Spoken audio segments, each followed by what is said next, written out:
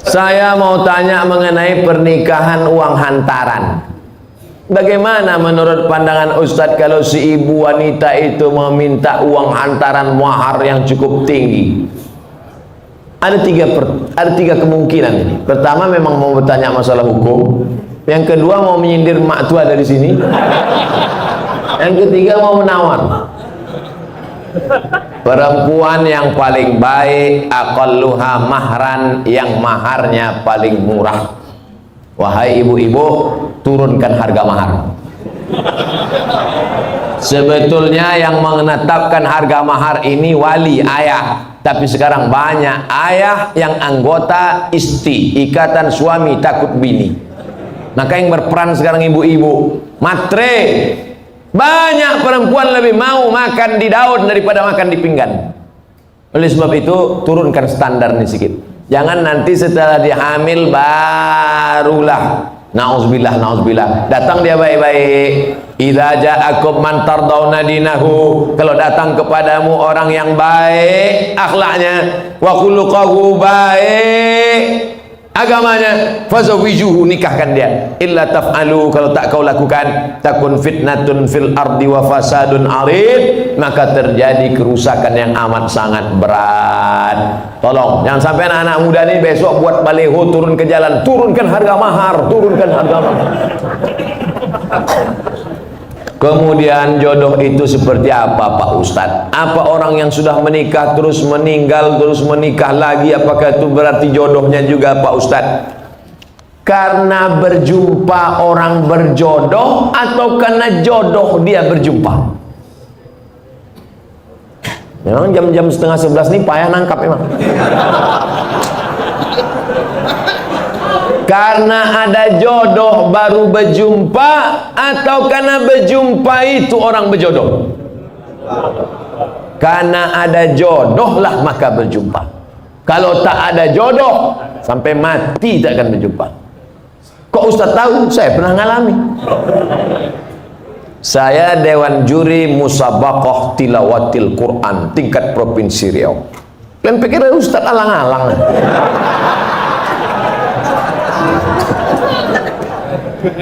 Waktu itu belum nikah. Kata kawan saya, "Mat, ku carikan kau perempuan qori'ah hafizah." Kami Dewan Juri waktu itu.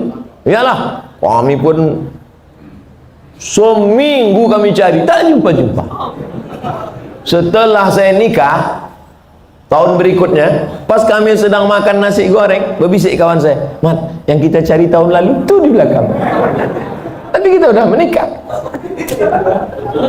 Maka kalau tak berjodoh takkan berjumpa. Karena ada jodoh itulah maka berjumpa. Oleh sebab itu jangan nanti yang laki-laki ini banyak salah jawab ini. Papa kok bisa nikah sama mama? Entah salah sambung. Jawabannya mesti kau katakan, aku tak pernah mencari makmu, makmu tak pernah mencari aku, Allah mempertemukan kami. Ibu itu pun dari dapur, so sweet.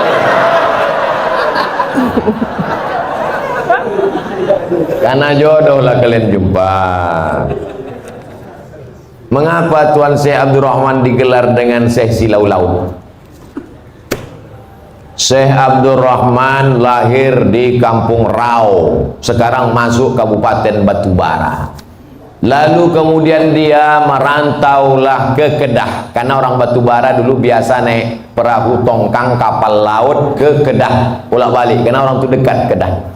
Sampai di Kedah belajarlah dia 7 tahun dan ikut lomba silat, menang, bekerja di kerajaan Kedah. Setelah itu melanjutkan pendidikannya ke Tuan Syekh Wan Mustafa Al-Fatani. Fatani sekarang Thailand Selatan, Patani.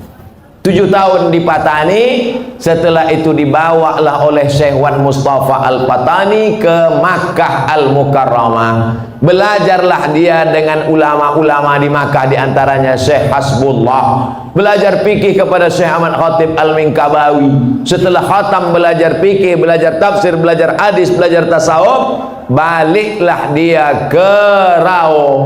Lalu kemudian datanglah kerabat Kesultanan Asahan namanya Tengku Adil. Tengku Adil pun mengasih tanah. Wahai Tuan Syekh Abdurrahman, ini ada tanah, nama tanah itu Silau Laut. Maka orang menyebutnya tak lagi sebut namanya, tapi Tuan Syekh Silau Laut. Sama macam siapa tu? Tuan Syekh Besilam. Padahal nama aslinya adalah Tuan Syekh Abdul Wahab. Kampungnya di Rokan Hulu, namanya Rantau bin Wang Sakti, tempat lahir Syekh Abdul Wahab Rokan.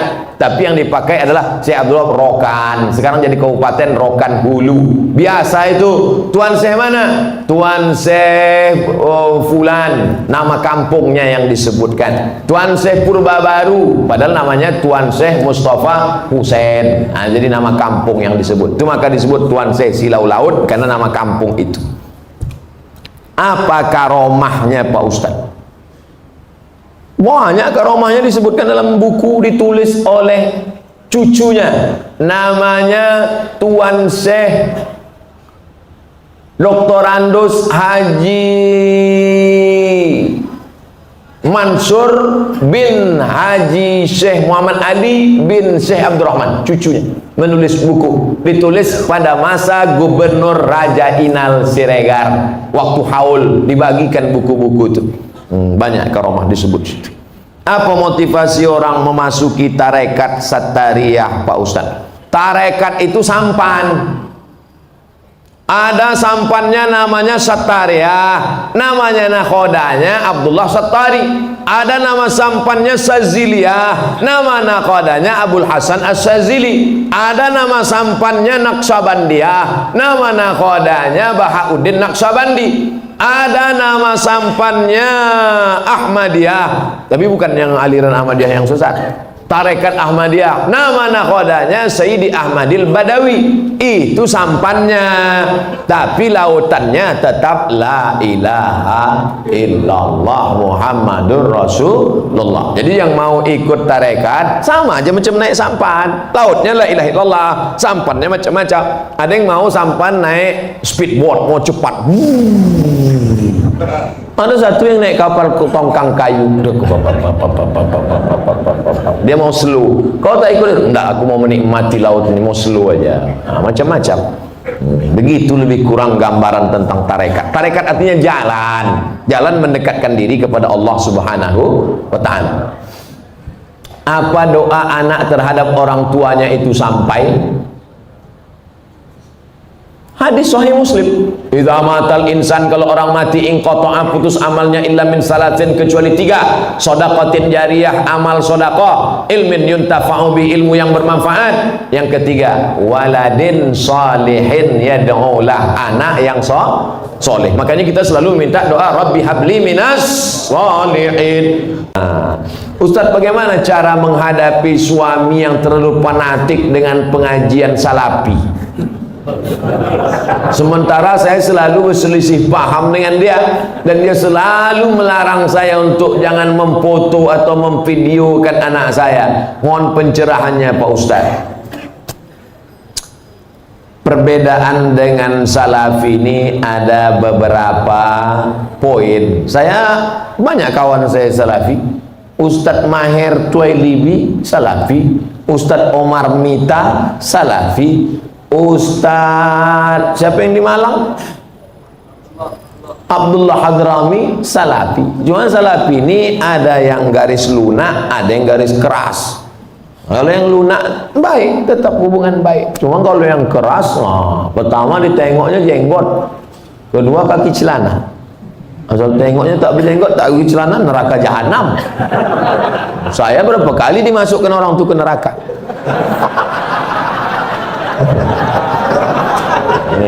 Itu jadi maksud saya, jangan kalian pukul rata, jangan pukul rata. Adapun dia melarang foto, melarang video, bagus juga. Takut dia kalau anak ini dipoto, dibuatkan video, diupload di Instagram, di FB, nanti takut kena penyakit ain. Hati-hati Pak. Jangan cuma foto anak, foto bini pun bisa kena juga. dilarikan orang bini bapak nanti. Itu hati-hati. Jadi kalau sekedar melarang foto sama video tak apa-apa, tapi kalau sampai pada perbedaan mazhab, ini tentang masalah salafi. Pak Ustadz, bagaimana hukumnya apabila seseorang terlambat atau tinggal dalam sholat id? La ilaha illallah. Sholat id pun terlambat. Parah kawannya.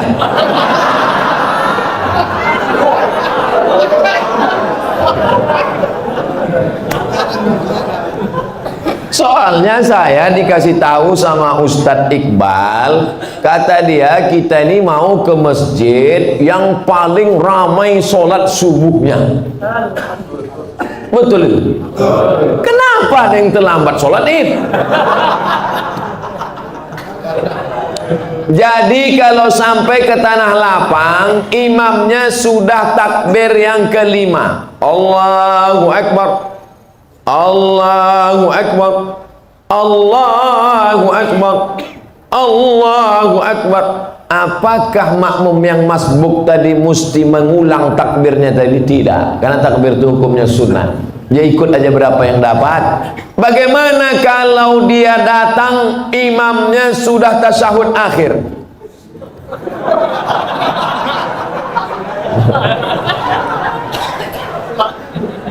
Udah hampir terbuka mulut imam. Masuk dia. Itu imam. Ngasuh dia. Maka dia habis salam itu tegak, dibuatnya takbir 7 dengan 5. Sendiri dia. Sampai dia ke tanah lapang itu orang sudah habis. Macam mana dia mau sholat Pak Ustadz? Dicarinya tanah lapang lain yang belum sholat. Kau dengar-dengar di mana masih ada yang belum sholat. Kau gaslah ke situ. Ternyata seluruh Medan sudah sholat. Maka dalam kitab Al-Um Induk Fikih ditulis oleh Imam Muhammad Idris Asy-Syafi'i, meninggal tahun 204 Hijrah. Kata Imam Syafi'i dalam Al-Um, boleh sholat sendirian. Tapi mazhab Hambali tak setuju. Mazhab Syafi'i dalam kitab Al-Um boleh sholat sendirian bagi yang musafir. Kemarin ada yang WA saya, Ustaz, saya pulang kampung naik pesawat, apakah saya nanti sampainya sekitar jam sekian gak ada sholat id lagi? Sholat sendirian menurut pendapat mazhab Syafi'i. Ustaz, saya baru tahu kalau pasangan hidup saya LGBT.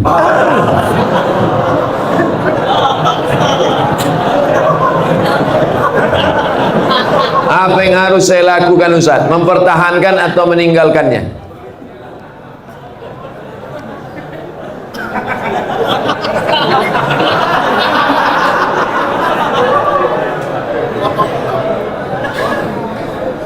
Mungkinkah pertemuan itu di luar kuasa Allah Subhanahu wa ta'ala? Tak mungkin. Maka harus dibaca, ada hikmah di balik ini. Hikmah pertama, sebenarnya Allah memilih engkau karena Allah sedang menguji engkau merubah si LGBT. Oleh sebab itu, kau ajak dia, bang, ini laki-laki LGBT ini kan, bang, kau berubah bang, berubah. Bisa kau tengok yang laki-laki, kau tengok aja aku. Ajak dia pengajian, bimbing dia ruqyah, bawa dia ke Ustadz Musdar Bustamam LC di ruqyah. Mana tahu dia diganggu jin bencong. Ada. Jangan bapak ibu sangka orang LGBT itu murni karena diri dia diganggu jin. Ada beberapa bencong waktu dibacakan ayat-ayat ruqyah keluar balik jantannya. Oh, apa gitu. Padahal sebelum itu apa gitu. Sehat dia.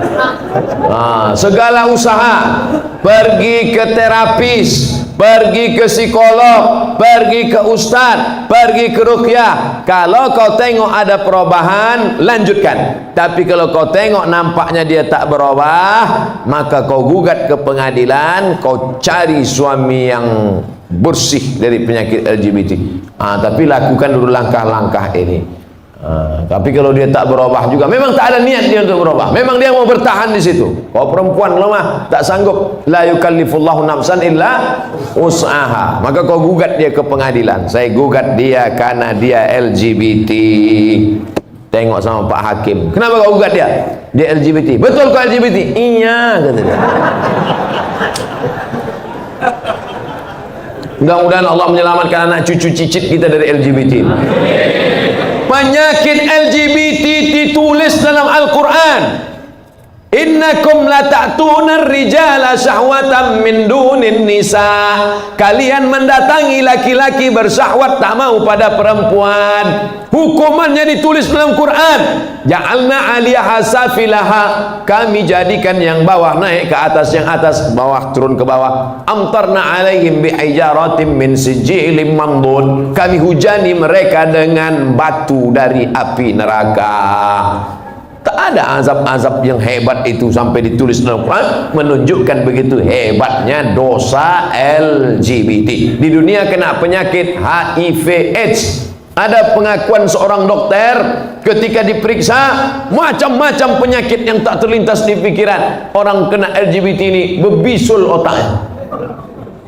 Orang bisul di lutut, dia di otak. Oleh sebab itu LGBT, tobatlah kalian, tobat. Tambah lagi musuh. Mengamuk pula besok LGBT. Bantailah situ. Apa lagi dipikirkan? Awak pun akan mati juga. Diam pun mati, bercakap pun mati. Bagus mati bercakap daripada mati diam. Ustaz, sekarang saya ini tengah mengagumi seorang mahasiswa di Mesir.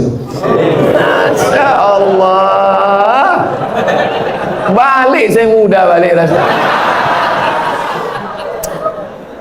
Bagaimana cara saya dalam mengistiqomahkan cinta saya dan membuat hatinya tersentuh? Tentunya tidak mengurangi rasa cinta saya kepada Allah, Pak Ustaz. Kau laki-laki apa perempuan? Saya ini tengah mengagumi seorang mahasiswa, berarti dia perempuan. Dia suka sama mahasiswa di Mesir. Kau bilang sama dia, bang, abang janji ya tak tergoda sama cewek-cewek Mesir. Abang mau nanti pulang dari Mesir menikahi aku, tapi kau perempuan tak boleh ngomong langsung sama laki-laki. Itu namanya perempuan gatal. Nah, walimu yang menghubungi dia, ayahmu, abangmu, datukmu, pamanmu, pakcikmu, ngomong ke dia, Assalamualaikum alumni Mesir. Ya, kau nanti pulang mau nikah sama anak saya. Aku tengok dulu Pak. Kalau segan nanti saya kontak dia, saya hubung. Adik-adik kelas saya itu. Mudah-mudahan dari muda dia sudah menginginkan seorang imam yang dapat bibit bebet bobot yang nanti akan menjadikan anak cucunya menjadi pemimpin-pemimpin bagi orang yang bertakwa. Wa ja'alna lil muttaqina imama. Nah, sekarang anak-anak gadis ini yang ditengoknya bukan tamat dari Mesirnya, ini tengoknya bukan ilmu agamanya, ini tengoknya datang naik apa. Kalau ditengoknya naik Grab, enggak ada.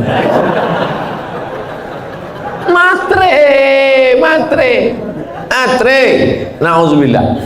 Bersyukur Bapak Ibu anak-anak gadisnya mau memilih imam, qori, alumni Al-Azhar. Ustaz, saya mau tanya, mana yang diutamakan, suami apa istri? Mana yang diutamakan, suami antara istri atau saudaranya? Soalnya suami saya selalu ini ada kewajiban, hai laki-laki, kalian punya 5 kewajiban pada perempuan. Pertama, kasih dia makan. Pagi lontong sayur, siang capcay, malam tahu saya tak masuk. Pertama, kasih dia makan. Yang kedua, kasih dia pakaian. Karena sekarang banyak laki-laki yang tak mengasihi bininya pakaian. Kalian tengoklah di mall-mall tuh, kain belum berjahit dipakai, celana kuyak dipakai. Yang ketiga, kasih dia tempat tinggal yang layak. Yang keempat, kasih dia pendidikan. Aslinya kalian laki-laki yang mendidik istri kalian, dek, ini namanya idgham, ini namanya qalqalah, ini namanya ikhfa, ini namanya. Aslinya laki-laki yang mendidik istrinya, tapi karena tak sanggup maka diajarkan kepada guru mengaji. Makan, pakaian, tempat tinggal, pendidikan, perhatian. Banyak perempuan sekarang pakai tumit sepatu 15 cm. Itu perempuan yang perlu perhatian, tak diperhatikan dia. Itulah ingin diperhatikan orang. Dipakainya tumit sepatu 15 cm. Dia yang makai, kita yang takut. Nengok dia, ai jatuh. Kalau sudah kau kasih 5 kewajiban, maka gugurlah kewajiban engkau di hadapan Allah Subhanahu wa taala. Itu standarnya. Lebih dari yang 5 itu berarti engkau sudah adil. Gimana laki-laki? Siap memberikan yang 5 tadi? Nah, soleh-soleh semua itu insyaallah.